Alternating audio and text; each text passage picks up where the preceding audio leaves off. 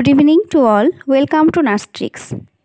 আজকে যে বিষয়টি নিয়ে আলোচনা করব আমরা সেটি হচ্ছে WBHRB অর্থাৎ West Bengal health recruitment board বিভিন্ন রিক্রুটমেন্ট যে পাবলিশ করেছিল, এর জন্য বিভিন্ন নোটিশ জারিও করেছিল, সেটা গ্রেড 2 স্টাফ নার্স, তারপর ডক্টরদের এবং ফার্মাসিস্টদের।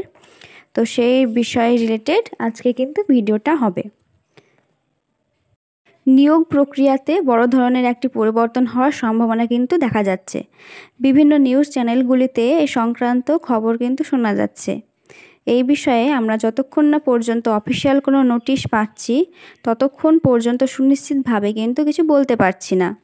তবে যদি সিবিটি বা স্ক্রিনিং টেস্টের মতো পরীক্ষার ব্যবস্থা নিয়োগ প্রক্রিয়ায় করা হয় তাহলে তার কিছু সুবিধা ও অসুবিধা কিন্তু থাকবে। তো সিবিটি যদি চালু হয় তাহলে সেক্ষেত্রে যে সমস্ত সুবিধাগুলো থাকবে সেগুলো যেমন প্রথমত নিয়োগ পদ্ধতি আরও স্বচ্ছতা আসবে, মানে পদ্ধতিতে। তারপর ধরো 2-3 বছরের স্টুডেন্টরা একসাথে যেহেতু এবার ফর্ম ফিল আপ করেছে, তো অনেকের ক্ষেত্রে একাডেমিক স্কোরের যে আমাদের ভাগটা যেহেতু বলে দেওয়া হয়েছিল যে এইচএসে কীরকম নাম্বার পেলে কত পাচ্ছি, তারপর জিএনএমে, তারপরে ইন্টারভিউতে, এইভাবে স্লোপ আকারে যেরকমভাবে আমাদের একাডেমিক স্কোরটা যেটা ভাগ করে দেওয়া হয়েছিল সেটার ক্ষেত্রে কিন্তু অনেক ডিফারেন্স আসছিল। তো সেক্ষেত্রে যদি স্ক্রিনিং কিংবা সিবিটি টেস্ট হয় তাহলে সবার ক্ষেত্রে কিন্তু স্কোরটা, যে এক্সাম হবে সেই এক্সামের স্কোরটা সমান হবে। ঠিক আছে।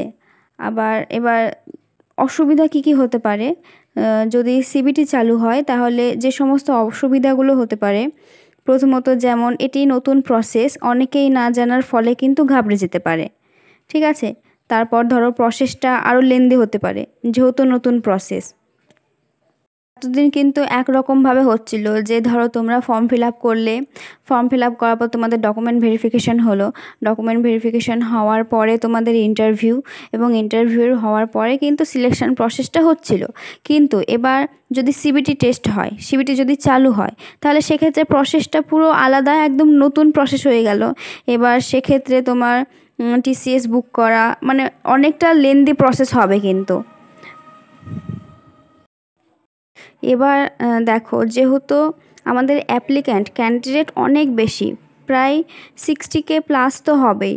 তো যেহেতু বেশি ক্যান্ডিডেট হওয়ার কারণে সিলেকশন প্রসেসে যদি সিবিটি আনা হয় তাহলে যারা প্রকৃত মেধার অধিকারী তাদেরকেই কিন্তু সিলেক্ট করা যাবে। সিবিটি যদি চালু হয় তাহলে কীরকমভাবে তোমরা প্রিপারেশান নেবে, এর জন্য যদি তোমরা ভিডিও চাও তাহলে অবশ্যই কমেন্ট বক্সে একটি কমেন্ট করে দেবে, তাহলে কিন্তু প্রিপারেশান রিলেটেড সিবিটির জন্য আমি ভিডিও কিন্তু দেব।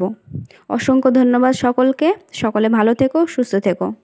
আর যে কোনো আপডেটের জন্য চ্যানেলটিকে সাবস্ক্রাইব করে রাখবে, একটি লাইক, কমেন্ট এবং শেয়ার করে দেবে।